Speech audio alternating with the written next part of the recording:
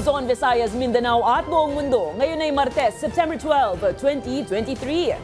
Ako si Barbie Mulak at ito ang Balitang A to Z. Birthday wish, sir. Ay, nako. Maging maayos na ang agrikultura. Sa bisperas ng kanyang kaarawan, Pangulong Ferdinand Bongbong Marcos Jr. hiling na maayos na ang problema ng mga magsasaka. Pero Farmers Group inirereklamo, price cap sa bigas, pahirap raw sa kanilang sektor. Samantala, hiling ng DSWD na i-exempt sa election ban ang ayuda sa rice retailers, aprobado na ng COMELEC. Ang edukasyon ay ating kayamanan at kailangan po daw itong ay libre para may chance po yung iba na makapag-aral. Ilang estudyante hati ang opinyon kung dapat salain ang free college tuition program ng pamahalaan. Habang ilang grupo nagprotesta laban sa budget cuts sa state colleges at universities. Yung mga isda nga, masigit na kailangan din dahil sila yung nagpuproduce, no? Ng pagkain na supply, pagtitiyak na supply. At ilang mangingisda na apektado ng taas presyo ng krudo, humihirit na maambunan din ng fuel subsidy.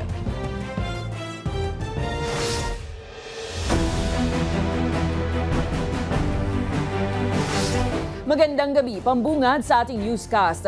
Bukas po o mamaya ay magbo-birthday na ang Pangulong Ferdinand Bongbong Marcos Jr. Ang kanyang wish, iniaalay sa sektor ng mga magsasaka. Pero kung ang isang farmers group ang tatanungin, ang hiling nila, sana tanggalin na ang utos ng Pangulo na price cap sa bigas. Alamin kung bakit sa ating Balitang A to Z.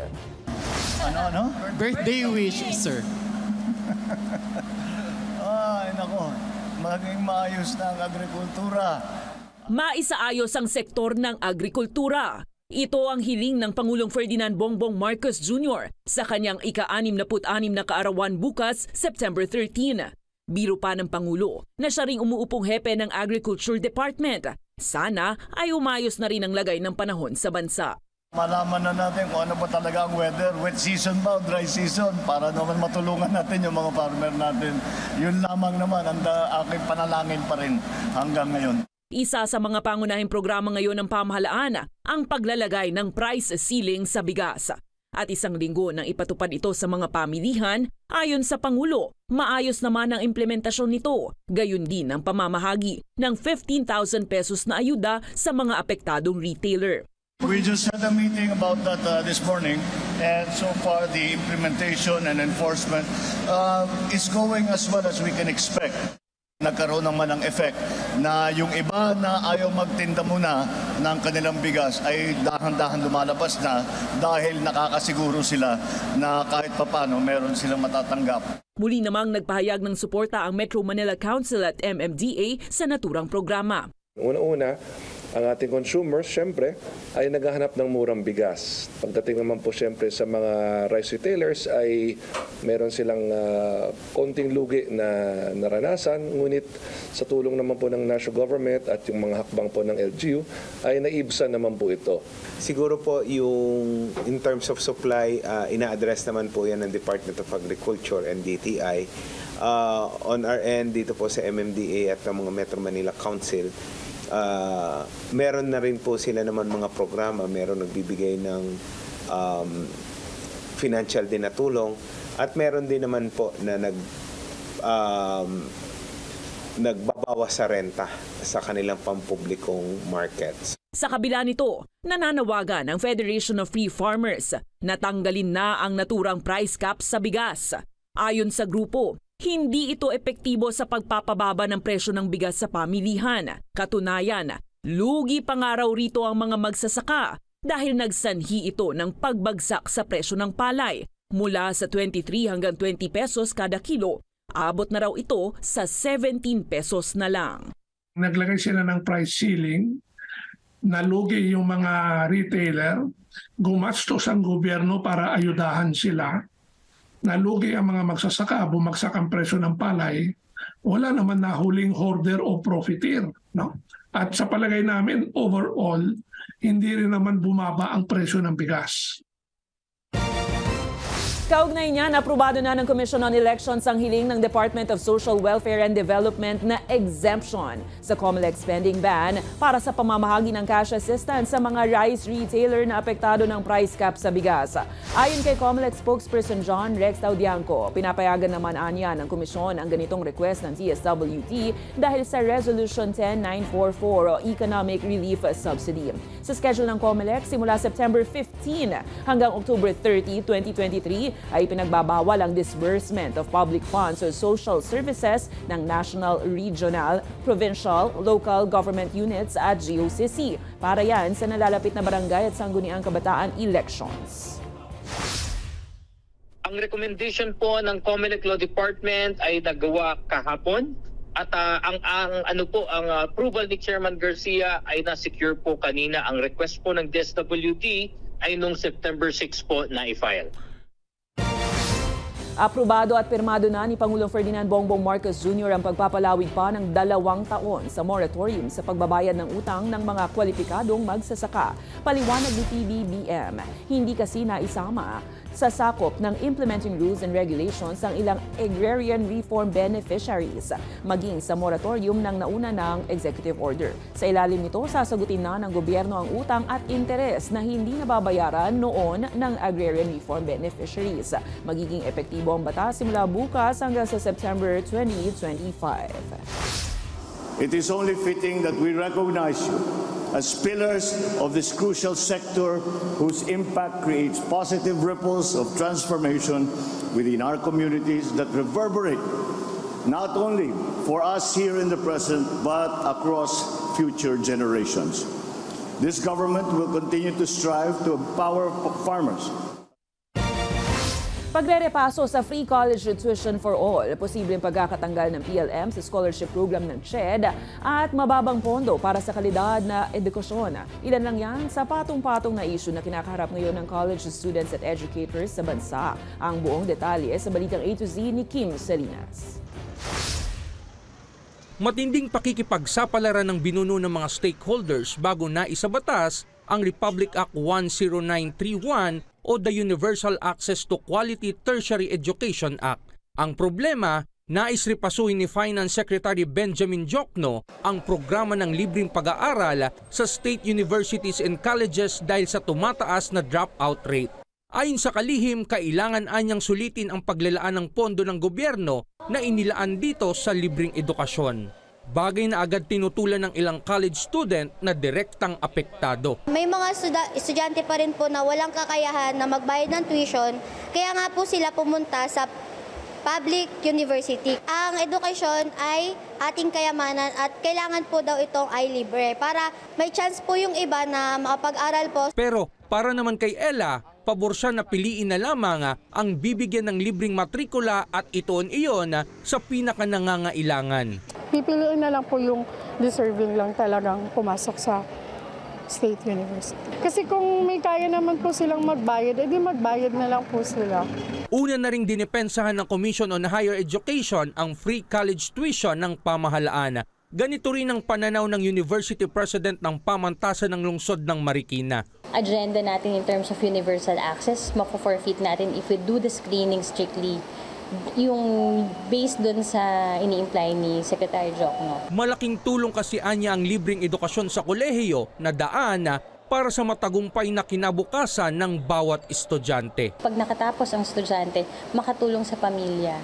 And what does a student need to have para makatulong yung diploma yun eh. Kanina, sabay sa pagsalang ng budget hearing ng CHED sa Kongreso, nagkilos protesta ang mga guro, mag-aaral at iba pa laban sa bawas sa pondo ng mga state university at colleges. Iginigiit nila na sa halip na ilagay ang pondo sa confidential funds, ay dapat suportahan at palawigin ang libre at dekalidad na pag-aaral sa kolehiyo. Naiangat rin ang isyu ng pagkakaalis ng pamantasan ng lungsod ng Maynila sa UNIFAS Scholarship Program. Kasi nilapit po sa atin ito ng maraming mga estudyante, nag-worry sila dahil magbabayad na sila just in case na madilis talaga yung PLM dito sa UNIFAS. So any update po? So wala pa pong delisting. In-identify po namin kung ano yung pagkukulang nila and told them to please rectify the problem as soon as possible. Otherwise,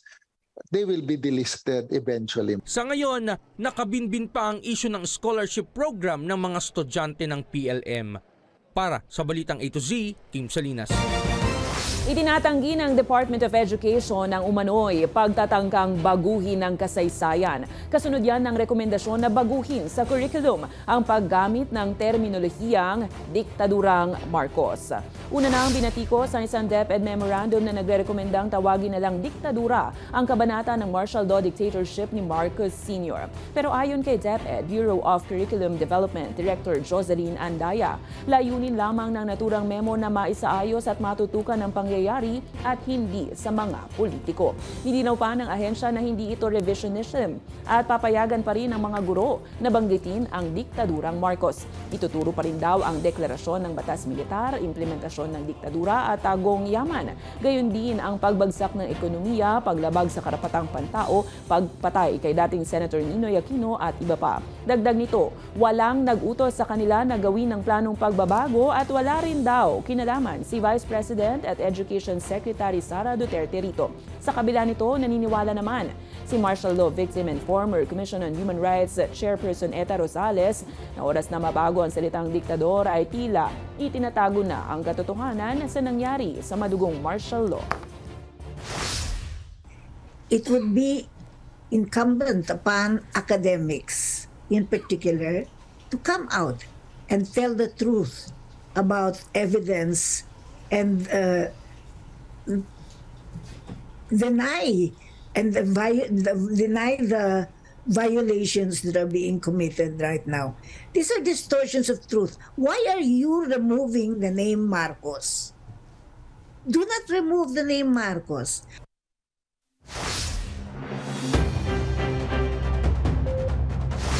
Humihirit ang ilang mangingisda sa Navotas City na idamay rin sana ang kanilang sektor na pamamahagian ng ayuda sa krudo. Ito ay sa gitna ng nakatakdang pamamahagi ng fuel subsidy sa mga jeepney drivers na apektado ng taas presyo ng petrolyo. May balitang A to Z si Ian Maghanoy.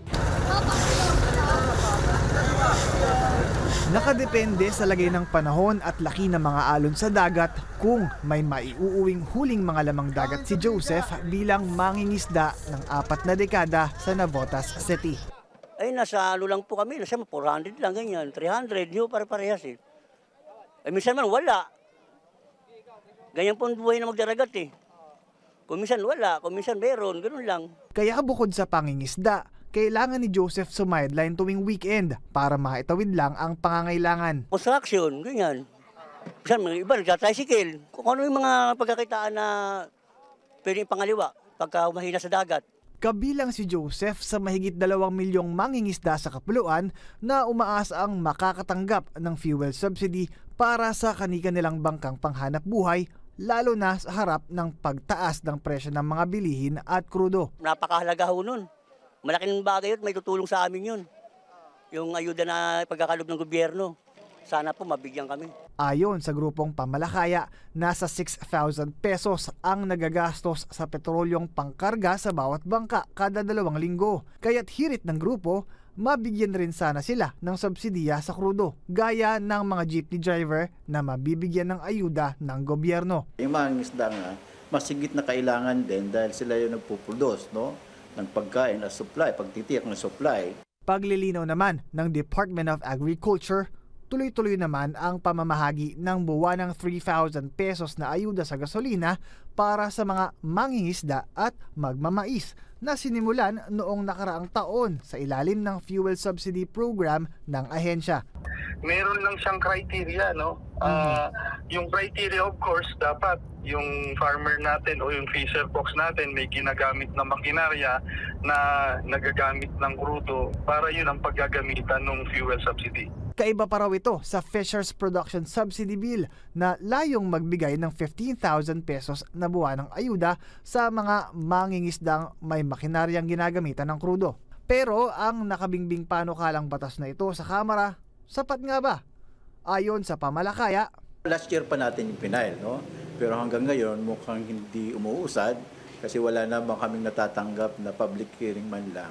Sa ngayon, wala pang pahayag ang Bureau of Fisheries and Aquatic Resources kung magpapatupad din ito ng fuel subsidy para sa mga mangingisda. Para sa Balitang A to Z, Ian Maghano. Pagwawasto po ito sa ating naunang report kagabi, nilinaw ng Land Transportation Franchising Regulatory Board na one-time, big-time o isang bagsakan na magiging sistema ng pamamahagi ng ayuda sa fuel para sa mga drivers at operators ng public utility vehicles. Ayon sa LTFRB, kasado na ang pamamahagi ng naturang fuel subsidy ng ahensya bukas September 13. 3 billion pesos ang nakalaang budget sa subsidiya. 280,000 na PUV units muna ang makikinabang sa paunang distribusyon, habang inaasahan namang sa kabuuan ay nasa 1.3 million na mga benepisaryo ang makikinabang sa naturang fuel subsidy.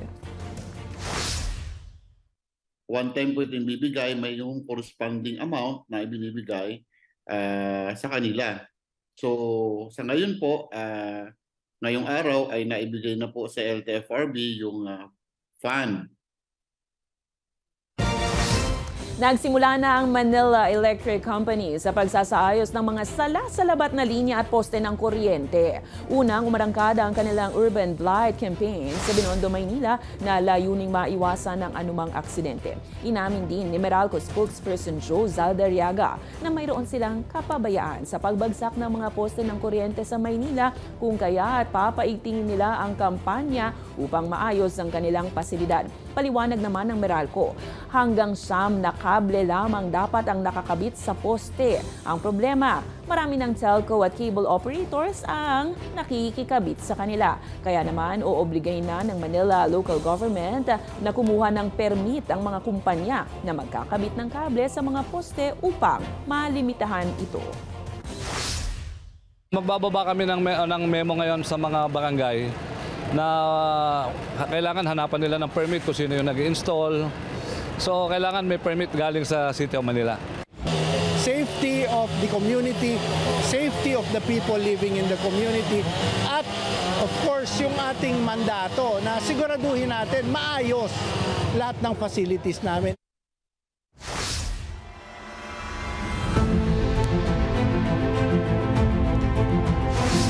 Tiniyak ni Armed Forces of the Philippines Assistant Deputy Chief of Staff for Operations Navy Captain Peter Jemson de Guzman na handa sila sakaling may makaharap na pag-atake sa kasagsagan ng resupply mission sa West Philippine Sea. Ito ang naging tugon ng military official sa tanungan ni Senator Ronald Bato de la Rosa sa magiging aksyon kung lumala pa ang tensyon sa West Philippine Sea. Ayon kay de la Rosa, hindi kasi dapat umasa sa US o anumang bansa pagdating sa seguridad. Sinabi pa nito na handang mag-volunteer kung kakailanganing lumaban para sa pinag-aagawang teritoryo. When the time comes, tawagan nyo kami ni Senator Robin Hood Padilla, Senator Tolentino, Senator Jingo, Senator Risa. We will go with you. Dala kami ng armas. Lalaban kami doon, samahan namin kayo. Pag dumating yung panahon na yan, we will be ready when the time comes. And in fact, we are preparing the necessary continuity plans with the supervision of the Department of National Defense for all eventualities, especially in the ongoing missions in the West Philippine Sea. Handa ang Department of Migrant Workers na tumanggap ng confidential fund oras na maaprubahan ng Kongreso na magkaroon sila ng CIF para matugis ang mga illegal recruiter at human traffickers sa bansa. Pero ayon kay DMW Undersecretary Bernard Olalia, kahit wala namang confidential fund, ay kaya nilang suportahan ng 15.3 billion peso budget para sa susunod na taon ang mga proyekto ng ahensya. Habang ipinagmamalaki rin ni Olalia na nasa 40 illegal recruitment agencies na ang kanilang ipinasara ngayong taon. Magugunitang isinusulong kahapon ni Senator Raffy Tulfo na magkaroon ng 25 million hanggang 50 million pesos na confidential fund ang ahensya dahil maraming OFWs ang nanghihingi ng tulong sa DMW. Siyempre po kung ano po yung ibibigay na suporta sa atin, tayo po ay gabay lamang at magbibigay po tayo ng gabay doon sa mga tumutulong po. At kung tayo po ay pagbibigyan, nakahanda po kami na tumanggap ng confidential funds Bagamat na sa ngayon po wala pa kaming confidential funds pero pinagpapatuloy pa rin namin, ginagampanan namin ang aming tungkulin. Sa ibang balita, nakatakdang parangalan ng former ABS-CBN News head na si Jing Reyes sa taunang The Outstanding Filipino Awards na gaganapin sa October 27 sa Los Angeles, California. Kinikilala ng taunang awards ang kontribusyon ni Reyes sa Filipino community sa US. Salamat sa kanyang 36 years na serbisyo bilang mamamahayag. Kasama rin sa paparangalan si former Vice President Leni Robredo para sa double effort na kanyang pantindig sa kung ano ang dapat para sa bawat Pilipino. Gayun din si reigning Miss Universe Arpany Gabriel bilang unang Filipino-American na nanalo ng Miss USA at Miss Universe titles. Ginamit ni Gabriel ang kanyang plataforma para ipromote ang culture pride ng buong bansa. Liban sa kanila, nasa 20 individual pa ang inaasahang paparangalan sa 13th edition ng awards na layong i-celebrate ang husay ng mga Pinoy sa buong mundo. Susunod kasong tax evasion ni Maria Ressa at ng Rappler, may magandang resulta na nga ba? At sa ibang balita, ang latest sa lindol sa Morocco. Abangan ang kumpletong ulat sa pagbabalik ng Balitang A to Z.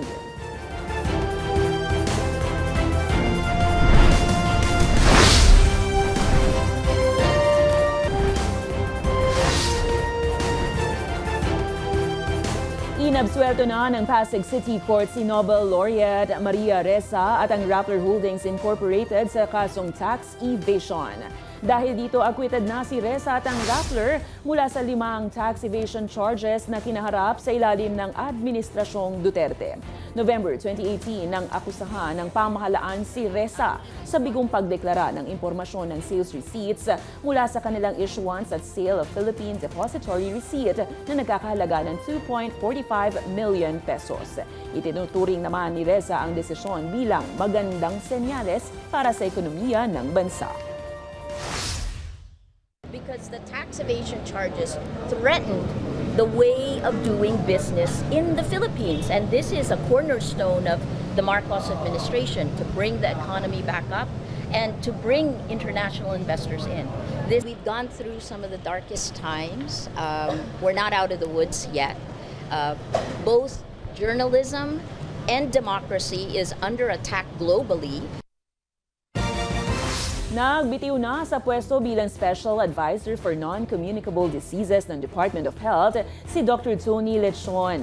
Hindi naman idinetalye sa kanyang resignation letter kung bakit ito nagbitiw sa kanyang pwesto, bagkus ay nagpasalamat na lang ito kay Health Secretary Ted Herbosa. Matatandaang inalmahan ng dating Health Secretary at ngayon Iloilo 1st District Representative Janet Garin ang pagkakatalaga noon kay Lechon bilang DOH's Special Advisor dahil paniwala ni Garin, hindi ito isang public health expert. Matatandaang nagsilbi rin sa COVID-19 Task Force si Lechon noong kasagsagan ng pandemya.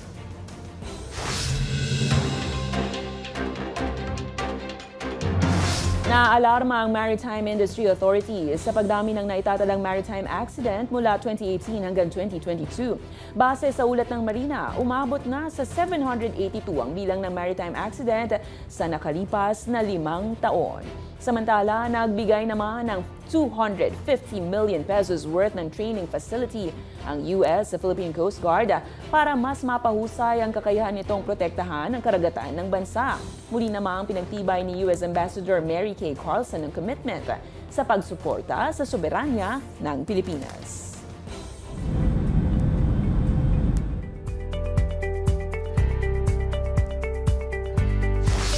Umakyat pa sa halos 3,000 ngayong araw ang bilang na nasawi sa magnitude 6.8 na lindol sa Morocco. Ayon sa Embahada ng Pilipinas sa lugar, sa ngayon wala pa rin napapaulat na apektadong Pinoy.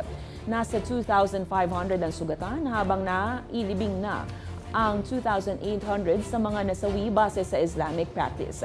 Nangako naman si Pangulong Ferdinand Bongbong Marcos Jr. na handa ang Pilipinas na magpadala ng tulong para sa mas mabilis na pagbangon ng Morocco.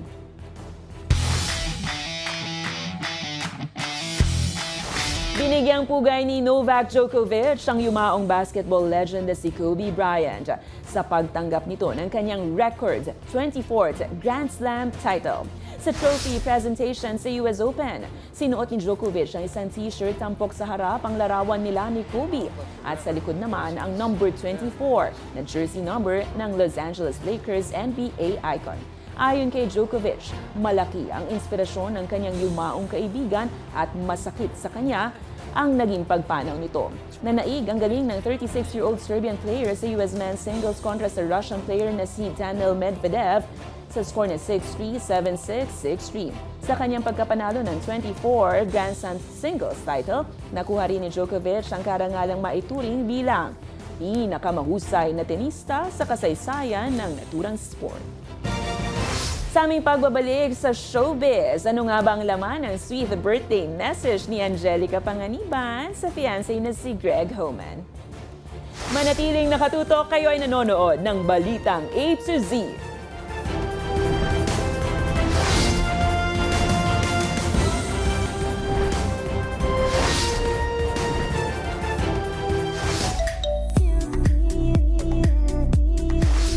Angelica Panganiban may sweet birthday message sa fiancé na si Greg Homan.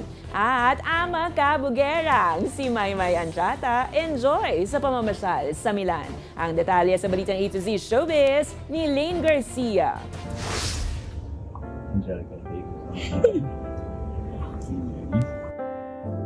Hindi na makapaghintay ang aktres na si Angelica Panganiban na makaisang dibdib ang fiancé nito na si Greg Homan.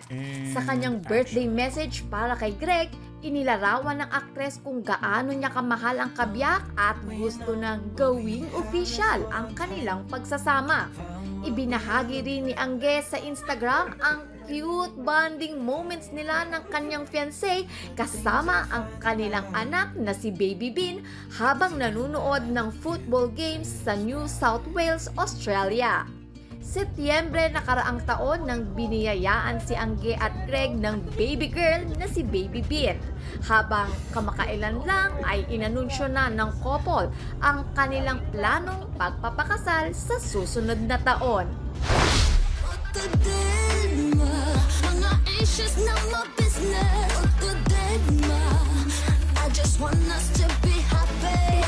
Samantala, Slay in Milan. Yan ang peg na ibinida ng ama kabugerang si Maymay Entrata sa mga larawan ng kanyang pamamasyal sa Italia. Pak na pak ang beauty ni Maymay at talaga namang bagay ang full bangs hairstyle sa kanyang mga outfit. Nitong linggo lamang ay isa si Maymay sa nagpasaya kasama ang ASAP family at ilang kapamilya stars na nagtanghal sa Milan. Matatanda ang kamakailan lamang ay naglabas si Maymay ng bagong kanta na Autodedma kung saan nakakolab lang naman niya ang K-pop star na si Wushu. Para sa Balitang A to Z Showbiz, Lane Garcia.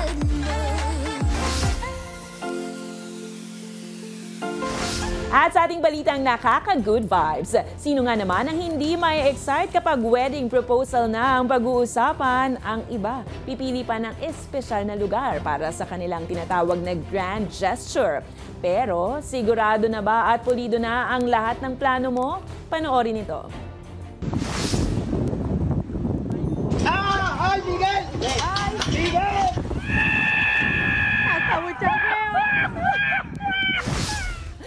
I do!